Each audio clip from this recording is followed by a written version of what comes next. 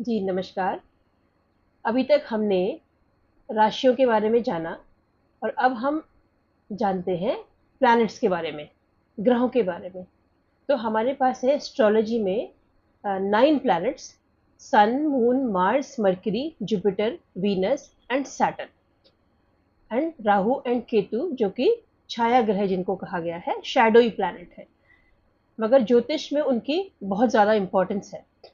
तो सबसे पहले हम ये देखते हैं कि इन सारे ग्रहों को जो है विष्णु का अवतार से जोड़ा गया है। जैसे सूर्य को राम से, सूर्य जो है राम जो है वो उनको सूर्य से जोड़ा गया है एंड चंद्रमा को कृष्ण भगवान से,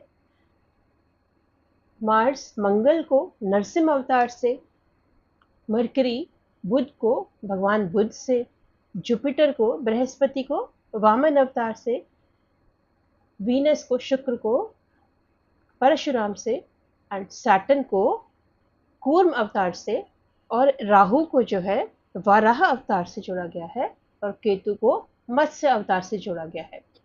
और प्लूटो जिसको भी कल की अवतार से जोड़ा गया है, मगर प्लूटो जो है हमारे सोलर सिस्टम से काफी दूर है, इसलिए उसका इफेक्ट ज्यादा नहीं होता है।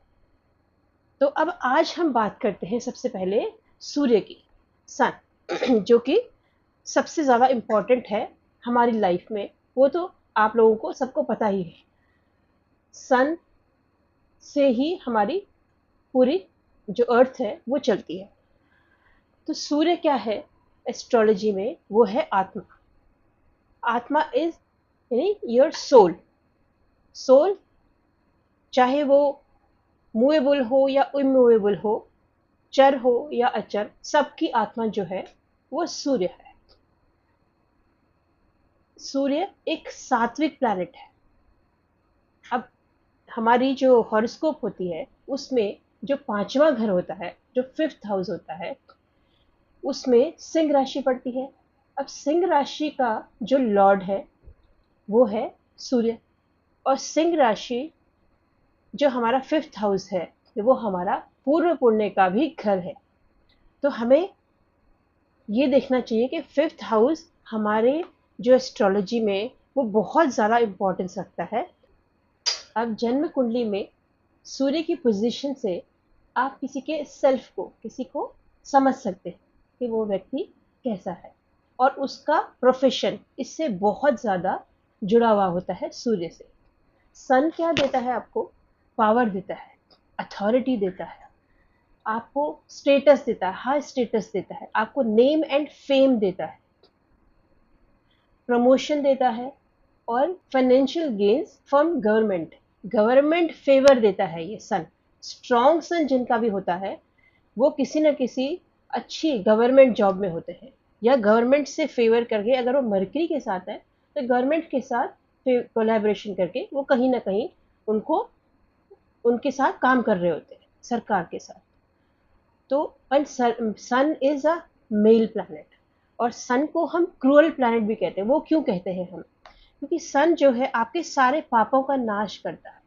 कोई भी आपने कभी भी कुछ भी गलत काम कर किया हो कभी भी लाइफ में, तो उसको जो है सन की दशा आएगी, तो वो एक तो सात्विक प्लैनेट है, वो आपसे गलत काम कभी नहीं कराएगा।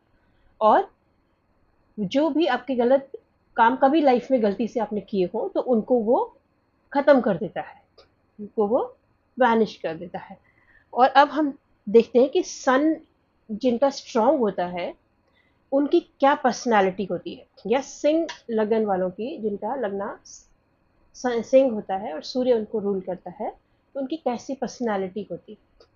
तो जो हमारे पराशर जी हैं वो कहते हैं कि हनी कलर्ड आईज होती है उनकी, स्क्वायर बॉडी होती है, और वो जो है ना बाल कम होते हैं, थोड़े से गंजे होते हैं वो लोग। इंटेलिजेंट होते हैं। सन जो है इंटेलिजेंस भी शो करता है। स्ट्रॉन्ग सन एक तो आपकी विल पावर को बहुत स्ट्रांग बनाता है, और जिनका सन स्ट्रांग होता है वो लाइफ में कोई भी काम कर सकते हैं। वो कभी आपको ये नहीं कहेंगे कि नहीं ये काम मैं नहीं करूंगा या ये काम मुझसे नहीं होगा। और इनकी इतनी स्ट्रांग विल पावर होती है कि वो जो असंभव कार्य होता है ना, उसको भी वो संभव करके दिखा देते हैं आपके सामने। इतनी उनके अंदर विल पावर स्ट्रांग होती है और इंटेलिजेंस लेवल बहुत हाई होता है।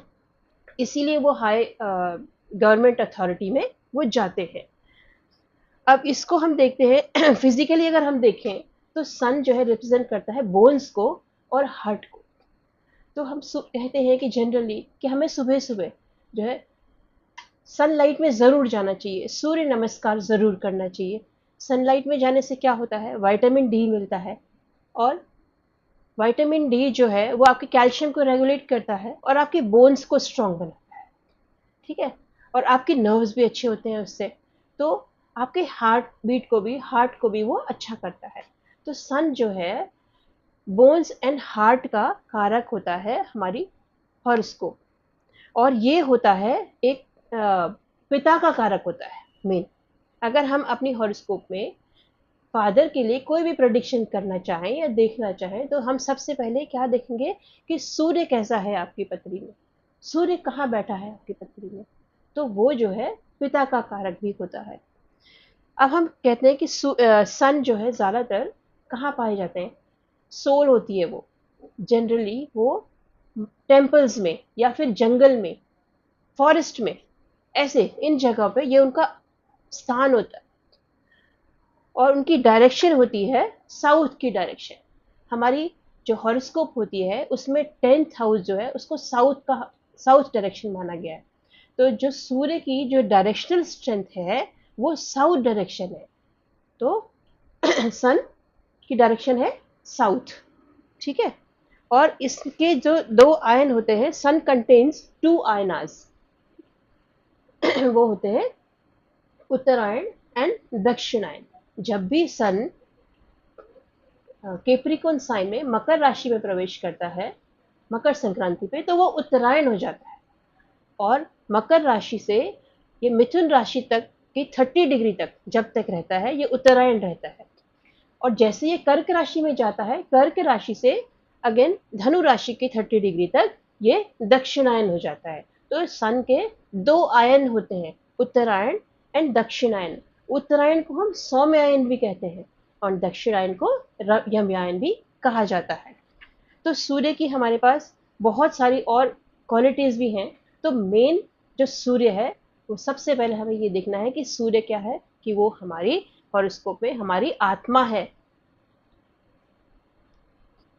ठीक है। अब अगली वीडियो में हम जो है चंद्रमा के बारे में बात करेंगे। और अगर इससे जुड़ी कोई क्वेरी, कोई भी क्वेश्चन आपका होता है तो आप मैसेज बॉक्स में मैसेज डाल दीजिए, तो वो मैं देख लूंगी और उसका आंसर मैं आपको दे दूंगी।